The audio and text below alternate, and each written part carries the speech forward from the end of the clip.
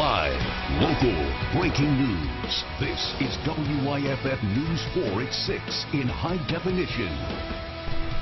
I mean, in a matter of seconds, my whole house was burnt down. It wasn't even minutes. A space heater leads to a devastating fire for a Pickens County family. Tonight, the owner's warning. 2 others. Good evening and welcome everyone. I'm Michael Cogdill. And I'm Gabrielle Komorowski in tonight for Carol. And we begin in Lawrence County with a guilty verdict in the murder of a teenage girl. Michael Beatty will spend the rest of his life in prison for strangling Emily Anna Asbell. WYFF News 4's Liz Loheis is live and local outside the courthouse in Lawrence for us tonight. Liz? Michael and Gabrielle, a lot of tears in this courtroom today. It took the jury just an hour and a half to decide on the verdict. As you mentioned, Michael Beatty has been found guilty of murdering Emily Anna Asbell in June of 2013. The solicitor says Beatty strangled her with a USB cord after spending the night at a party. The family of Asbell did not want to go on camera this afternoon, but the solicitor says they are very pleased with the verdict and the sentence. Glad that this case has finally achieved some closure for this family. EA's birthday was Tuesday, February 3rd. She was going to turn 21. And this family's going to have to spend her 21st birthday going to a graveyard and not celebrating with her. And that's a pretty tragic thing. Beatty's family as they were leaving the courtroom, but they did not want to comment. And coming up tonight at 11, more on how this case has impacted the move to stop domestic violence in South Carolina. Liz Loheis, WYFF News 4, live in Lawrence County. All right, Liz, more at 11. Thank you. WYFF News 4 was the only station there when a bitter custody battle continued in family court today in the upstate. John Farrell was killed on Saturday, and police say it happened over custody of his kids. WYFF News 4's Allison Powell with our report tonight. A hearing was held here this morning for the custody of the children of John Farrell and Jane Hughes. Now, Farrell was shot Saturday night at his father-in-law's house in Simpsonville, and Hughes is currently in custody in connection with his murder. This isn't the first run-in they've had with each other. I obtained these documents that have several incidents dating as far back as 2010. Newly obtained documents display a dark history between Farrell and Jane Hughes' family. In 2010, a South Carolina court ordered that their children remain in Sacramento, California with their father. Court documents show Hughes returned to South Carolina with the children shortly after that order was given. Court documents show Hughes' father said she was hiding from Farrell, afraid he would take the kids back to California. When a deputy visited her father's home in Simpsonville looking for Hughes and the children, the deputy claims to have heard what he thought to be children shortly before knocking on the door, but he says it went silent just before the door was opened. WYFF News 4 spoke with Farrell's father-in-law after the shooting, and he told us he thought he was shooting an intruder. The fact that I have to somehow tell my grandchildren that I killed their father, that might be more than I can take. Jane Hughes says in court documents she was abused several times by Farrell. She told police she pepper sprayed Farrell in the face in the Target store on Woodruff Road after he tried to take their daughter from her.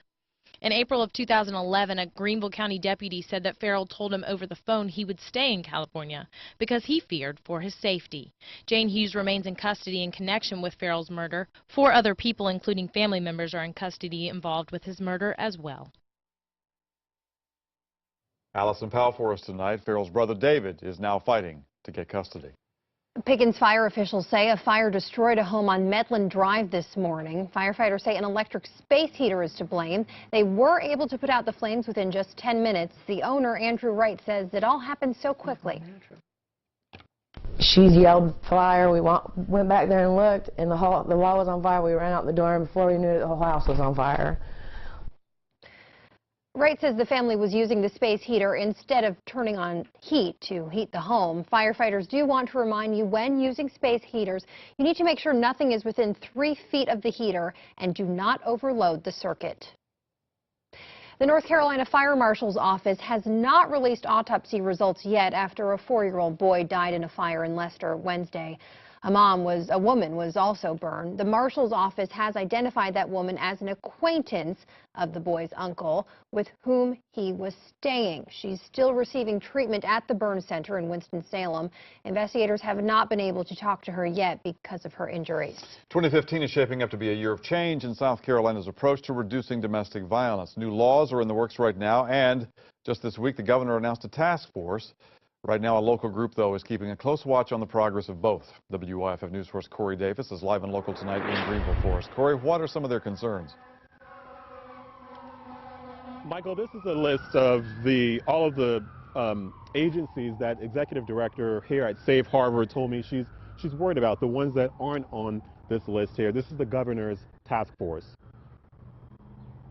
I just don't want this opportunity where we can really make some significant change to go to a level that is more politicized and not really focusing on what is happening right now, today, in our own communities. Right now, there are 40 state agencies and community groups on the task force, ranging from the State Department of Labor to DSS, and even the Board of Cosmetology, along with the State Coalition Against Domestic Violence and Sexual Assault. The coalition represents 13 domestic violence organizations, including Safe Harbor. The task force is going to split into 3 subcommittees, and so as that process goes on, I hope to be able to identify which of our programs has the strongest responses, or which program wants to bring up critical issues. If there's someone that feels they were left out, they should contact us and let us know, because we want everybody included. This is where we're going to change the culture of South Carolina from the bottom up. I do want to remind you that South Carolina is second in the nation for the number of women killed by men. The task force who is working on this, they have until December to get a report on the governor's desk. Reporting from Greenville, I'm Corey Davis, WYFF News 4. Corey, thank you. The Oconee County Sheriff opened up about the Tucker Hips death investigation today for the first time in weeks. His comments came during a year-in-review press conference. WYFF News 4's Stephanie Trotter was there. It's frustrating for us, but you know, we're not going to stop. We're not going to give up. In what should have been a shining year of success, the Tucker Hips case stands out, unsolved. Look at the facts, look at the circumstances, look at our forensic evidence, look at our digital evidence, look at statements. SLED is engaged, and the solicitor has reviewed every scrap of material collected since September. The sheriff says it's, quote, unusual that a Clemson fraternity pledge should die from a fall into Lake Hartwell on a group run, yet no one knows how. Early in the investigation, Mike Crenshaw said he saw nothing to point to hazing.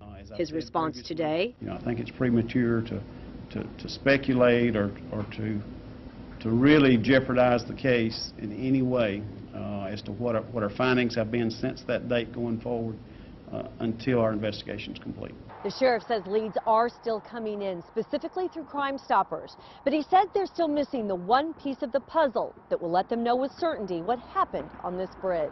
That leads us to think either someone may be withholding information or not being truthful about it, or we've got the greatest mystery in the world that we've got to figure out, you know, and try to solve. As time washes over grief, the Hips family attorney tells News 4, quote, they are working with investigators and are reviewing everything. They are hoping for closure. Closure that could come with one clue. Stephanie Trotter, WYFF News 4, Oconee County. Also during today's press conference, the sheriff said many crimes are down in Oconee County from 2013, including homicides, robberies, aggravated assaults, and auto thefts. He also said the new domestic violence shelter is saving lives. The number of domestic violence attacks dropped from 240 in 2013 to 202 last year. Happening now, the Patriot Guard is escorting the body of a soldier from GSP to Floyd's mortuary in the upstate. Joshua Avery Sapp grew up in Spartanburg. Officials at Fort Hood in Texas say his body was found in his off-post home in Killeen, Texas on Saturday. Sapp entered active duty service in January of 2010. He was a member of the infantry. He won multiple Armed Services awards. Tonight, the Killeen police are investigating his death. Students at Clemson University are now taking formal steps to request renaming Tillman Hall. That is according to the Greenville News. Clemson's Graduate Student Senate voted yesterday to support the renaming. Tillman Hall is the most identifiable building on campus. It was named for former South Carolina politician Benjamin Tillman. Now, Tillman was well known for his racist speech and white supremacist beliefs. The university's Board of Trustees says they are not considering a proposal to change the name right now. So this may be the one. What kind of screen do you plan to watch the Super Bowl on coming up here in a couple of days right here on WYFF 4, by the way? Big clue. From Black Friday to Super Bowl Sunday, it is TV buying season. There are deals and options everywhere out there. And WYFF News 4's Nigel Robertson went out looking for some of the best around. Just take a look at this Ultra HD picture. There's Ultra HD, there's 4K, there's 1080p, there's 720. There's a lot of options out there if you're looking to buy a brand new TV. But what is the best one if you're looking for one right now?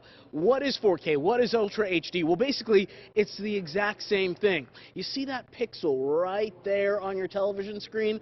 Well, take that pixel and multiply it 4 times. That is 4 times the color, 4 times the black, 4 times the detail. That is basically what a 4K or Ultra HD TV is. But is it the best one to buy? Joining me now is Peyton Kirkland. He's at the Best Buy in Greenville. Peyton, what would you suggest people buy? I would suggest to buy a 4K right now, just because right now all the providers, they're switching over to 4K, and in about the next year and a half, they're going to be obsolete. 1080p is. So right now is definitely the best time to buy a 4K for the big game coming up and all the other games coming up in the near future. Yeah, the problem is there's not a lot of programming for 4K right now. But if someone's not going to buy a 4K TV because they are expensive and prices will go down, do they buy a smart TV or not? I would suggest it's completely up to the consumer, just because you can either buy a smart TV or a streaming device that has the capability, same thing as a smart TV on it. All right, Peyton, thank you very much for talking with us. Again, a lot of options out there if you are going to upgrade your television, but really, it comes down to your personal choice. In Greenville, Nigel Robertson, WYFF News 4. No matter the TV, we want to know which Super Bowl commercial do you like best. If you have been released early, so you can vote now, or you can wait after you watch the game on Sunday right here on WYFF 4.